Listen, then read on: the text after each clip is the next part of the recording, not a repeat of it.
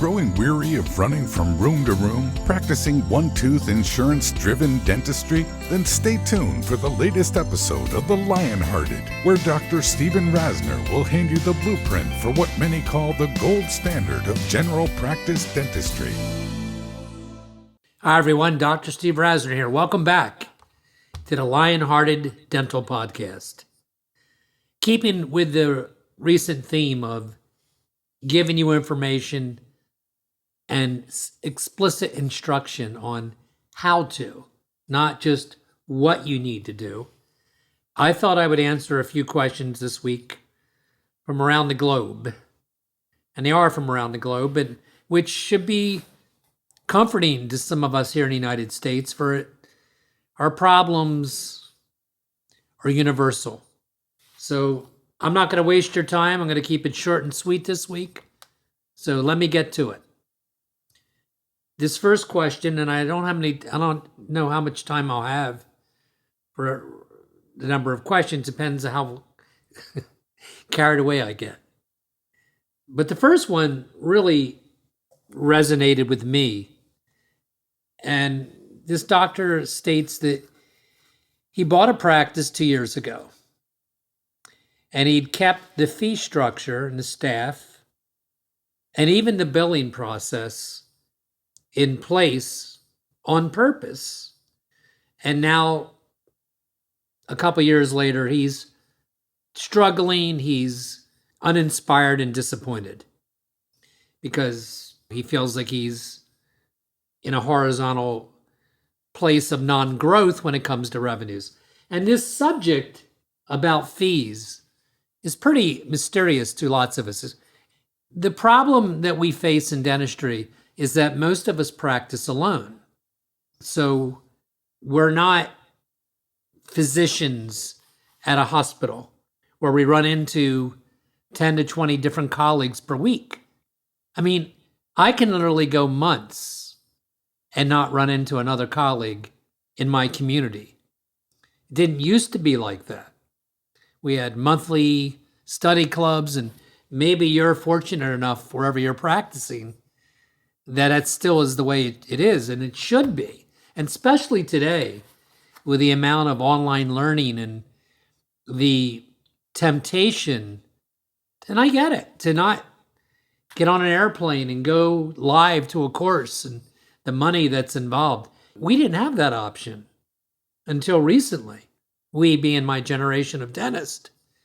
And one of the unbelievable benefits of taking live courses is the interactions with other fellow dentists, that you can be in a relaxed atmosphere and over a weekend of taking a course and ask really relevant questions, relevant to making changes in your own practice, perhaps. What labs do you use for this or that? Oh my God, that is the best. I found taking live CE to be the source of so many things that made me find a high level of success in our profession, whether it be another mentor, an educator.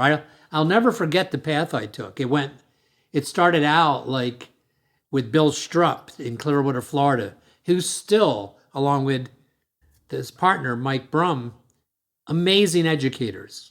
It's not why the intention of my podcast tonight, but, they have it going on. And they talk about trying to get a drink out of a fire hose of information for 2 days. That's Bill Strupp and Mike Brum in Clearwater. And then from them, I remember finding Pete Dawson and went through all his continuums. And I remember when I was at Dawson, somebody told me about this guy in Seattle, in fact, two guys, named John Coys and Frank Spear. And that occupied the next 10 years of my life. I made 17 trips from Philadelphia to Seattle. I took every course those two had together, and I took every course they had when they became separate educators. Then I heard about this guy when I was there out in Pittsburgh, a fellow named Carl Mish. So listen to what I'm telling you. All my educational paths were discovered by taking other courses. In addition to that, when you take these courses, you're not in your office. You have time at multiple opportunities to just be casual and talk with your colleagues. I'm a tremendous advocate of live CE. I don't care that it's more convenient. I think the investment that you make pays dividends that you can never truly calculate because it can go on forever, not to mention the friendships and camaraderie. So, what about the fees? Let me give you a name to start with. He's going to be surprised if any of you contact him that I sent you, because I haven't spoken to him in years. And a lot of things I recall upon or then share with you are the things I think had the most impact, just like those educators I just mentioned. But there's a Dr. Tom Lamoli. I even wrote his number down. I believe he's in Atlanta, Georgia. I could be wrong. And his number is 800-344-2633. And he used to do this thing, I don't know what he calls it today, called it fee analysis. So think about it for a minute.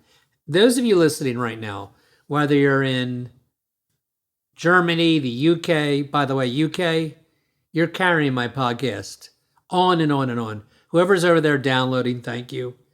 So then what about fees? Well, I'm thinking to myself, wherever you practice right now, I mean, how would you know? How would you even know what the dentist a mile from you charges? And how would you know if your fees are within a range that you would find accepted by your community? Well, there's a lot in that statement I just made. A starting point is a gentleman named Tom Lamoli in, I believe, Atlanta, Georgia. His number is 1-800-344-2633. And he performs a fee analysis, or at least he used to. He won't know that I'm referring you, by the way, so he may remember who I am. He's not a social friend of mine. I think he's a good source for you. And you can send him your fee structures for all the services you do. And he has the ability, or used to do this, to check the area within which you live. I doubt seriously to my overseas friends that he provides a service like that there. But he'll give it back to you. And I did this exercise 25 years ago. And it was interesting because I was already ascending on, and I'm going to get to this. I want to talk very clearly about the importance of this subject, your fee structure. And at the time, I had no worries that I was in the top 1%. This is 25 years ago. I had been a dentist at that time for 17 years. But then when I did the analysis with him, I found out that so many everyday services we provide, recall examinations, periapical x-ray, all the would seem like the mundane procedures that are part of a given day by us, I was way under the radar. I just hadn't paid attention to them. And I was losing tens of thousands, if not more. I was below the people in my area code, in our zip codes, significantly on some of these things. So if there's such a service, if Tom Lamoli provides that service, I would tell you it's absolutely worth it. And if he doesn't, you need to Google who does. Somebody's out there, I absolutely am sure of it today, that can give you an analysis of the people in your area. Now, that's one facet of this. Another really important facet of it is how much you've invested in yourself to distinguish your operation from the others. I mean, I believe if you really look in the mirror and ask yourself, what kind of organization that you are you? I think you'll get an honest answer. Are you taking abundant continual CE? Are you training your team as well? I mean, my experience with other dentists is that when you're in that zone, and you know what I'm talking about, there's just no denying it. You're in a zone, you know you're in a zone. You're taking abundant CE. You probably have changed the dental labs that you used to use. You've definitely changed the amount of times you give for crown and bridge procedures or other things, because to do high quality, you may be able to do endo faster than you ever did, because the science of endodontics has made it easier for all of us. You know, with rotary instruments, we used to do endo with the hand files, guys, and that radically changed whatever, how many years ago it did. Well, a comprehensive crown and bridge / implant restorative case, you're not doing that amazingly fast, because it's counterintuitive to your outcome to do it amazingly fast. I mean, who listening tonight is proud of the fact that you can prep a crown faster than the rest of us? I mean, is that really in your wildest dreams what a lion-hearted dentist thinks? Not to me. So I'll give you a scenario. Would you rather be in a situation where you have to produce a lot to get comfortable for this commitment of life in dentistry that you're making? Or would you rather make the commitment to becoming excellent, not just you, but the whole organization? And then when I say excellent, you know by now that transcends just your clinical care, but that's certainly the starting point. I'm talking about being on time. I'm talking about getting the bills right. I'm talking about crystal clear communication. I'm talking about not much turnover in your office, that people don't come in every year and say, hey, what happened to Susie, or what happened to this one? I know that you know what I'm talking about. I mean, you can't fake excellence in a dental office or any business, quite honestly. You can't walk in to the Ritz-Carlton or Four Seasons, the gold standard of the hotel industry, and mistaken it for anything else. It's better than the Westin. It's better than boutique, some boutique amazing hotel you found somewhere. And you know why they are? Because they made such a commitment to excellence through training, through all the things I'm imploring you to do with your own office. Because when you do that, you can reach a fee structure that should be in the top 1%, if not the highest percent of dentistry. And it's not because we're greedy. I've said in other podcasts, hear me out, that it may be more profitable for you to not do it this way, to churn them out, to see 25 patients a day, to use cheaper products, cheaper labs, cheaper help. I know of dentists in my community that when a certain employee got to a certain wage, because over the years they had to give them, they would, like after 5 years, change the employee. I mean, I can't relate to that kind of mindset. It's not, in my mind, ever what the Lion-Hearted podcast would represent. So it is incongruous to try to emulate the type of practice you hear me talk about on this podcast and be the kind of fee structure as everybody else in your town. And I'm not embarrassed if my patients heard that. Not a little bit. You can't have it both ways. I spend an inordinate amount of time, whether it's in a recall visit, a new patient visit, you too, I'm sure. If you're following me, you are. With the time required to prepare, scan, or hard impression, whatever it is, on my prosthetics. It's never about how much I want to produce that day.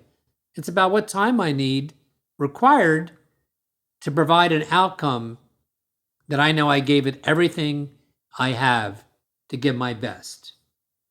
And the beauty of that is if you structure, I don't want to be, what's the word? This isn't going to sound like rocket science, or it's going to sound pretty like you've heard it before. But we've all heard build it and they will come. The Field of Dreams movie, I think, was famous for that statement.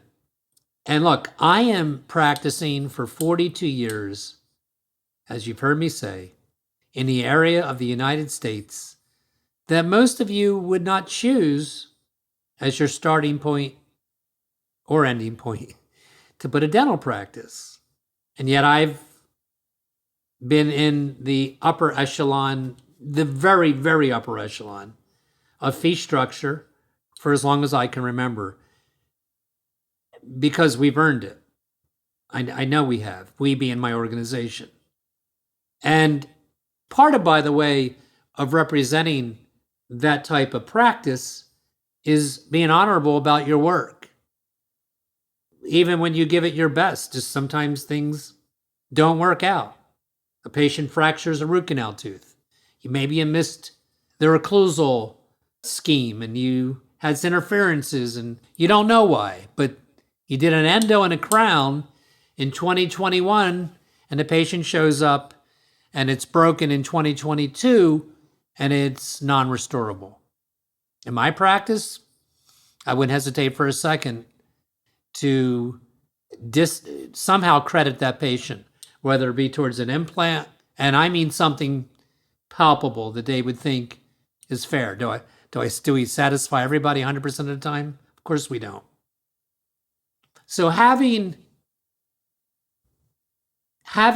the right fee structure cannot be overlooked. And this person, I might have done the same thing. I'm not sure that I would have, if I had the chance to advise this doctor who built his practice 2 years ago. Think about what he said. He kept the fee structure and the billing process in place by design. I kind of did that too when I took over my father's practice 42 years ago. I thought he was ridiculously low on a lot of the procedures, but I wanted to establish my reputation, my personality, my credibility with his patients. So now I stayed with it too. And when I use the word billing process, back when I started, and maybe this happened to some of you that have bought a practice, a lot of the people would say, bill me. And they had been told, bill me. This is back in 1980 for 20 or 30 years. And I'll tell you a quick lesson I learned about the phrase a patient says to you when they say, bill me. One time I had this patient who I always listened because he was my dad's patient. So he said, bill me. So we billed him. And this is a true story, he would always owe us money. You have patients like that? Like he would always have a balance of, I don't know, somewhere between $800 and $1,800. And he would get new work done and he would pay the new work or most of it. And everybody became frightened to ask for the balance. It's true. And I remember one time I made a referral for whatever reason to an endodontist. And he came back and I said, hey, how did you make out, Mr. G? And he said, I made out great. Thank you for that referral. But son of a gun, made me pay him everything up front. And a light went off in my head. I'm talking many, many, many years ago. And I remember when I first started to lecture, I had a slide that said, rich people like to pay you last. Right? So when you hear me often speak about getting paid up front, it isn't because I'm greedy. It solves so many problems. You've heard me mention it before. And if I told you I'm trying to make 2022 the how do you do these things? Well, how you do a fee analysis is you have meetings about it. Because I think your team that's producing, that would include your hygienist, everybody needs to be on board. And I bet you that the dentists listening right now that are ascending to this very rarefied air that many of you practice in, you are so feeling it. You love being a dentist. You love it because you can tell your patients love coming to you, right? Those of you that are tuning in maybe the first time, or maybe you're struggling and you're not feeling what I'm saying, this isn't unique to me. This is real. I remember when I was not at that place. Seriously. And I would be scared of my fees. And I would think everybody didn't like me. Let me just say this to you. And I've said this many times. We chose something. Think about this for a minute. I want you to think about this. And this is the only question I'm going to ask to answer this week. The one about fees. Think about how hard it is what we chose to do. We work in a very confined area of the human body that scares people, right? We're famous for that. It does hurt to get a needle in the mouth.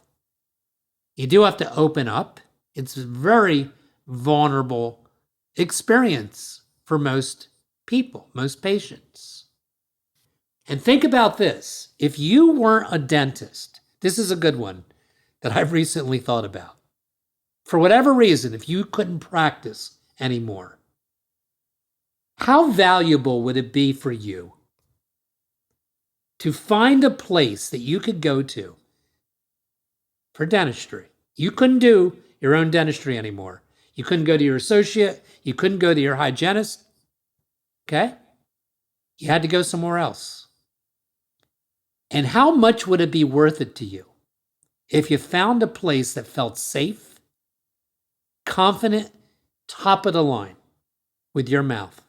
Whether you just needed a cleaning, you needed a full coverage crown, God forbid you lost a tooth. Think about all this, because we don't think like this enough. You lost a tooth and you need an implant. Are you going to just look and go anywhere? Google and go to the first guy that shows up? And if you went there, what would be the things you'd be thinking about that would attract you? I have thought about this. And when you walk into a place that has put the work in, like we're doing right now, you listening to me and all the other podcasts you listening to, we put the work in. The CE you never stop taking. The CE that you mandate that your team takes. The sterilization and all the protocols we do to keep our office immaculate, safe, clean, modern. I mean, a lot of people listening to me have $180,000 CBCT in their office so they can do state-of-the-art endodontics, surgery, and implants. That's a big, big commitment. That is hard to find.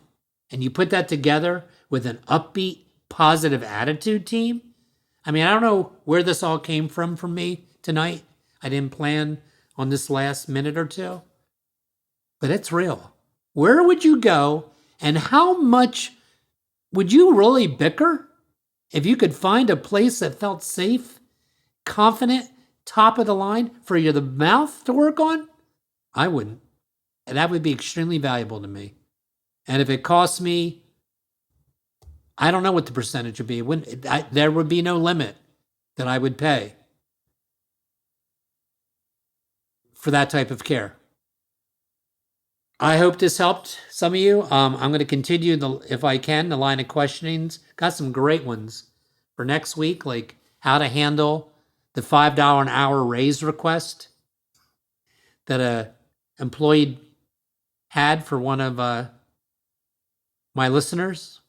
Getting the hygiene team to be part of the team and not just a department that facilitates periodontal care. My overhead's out of control. Do you have any suggestions? I do. Anyway, thanks for listening, guys. I hope we're still connected. I get inspired when I hear from you. Have a great week. See you next week on The Lionhearted.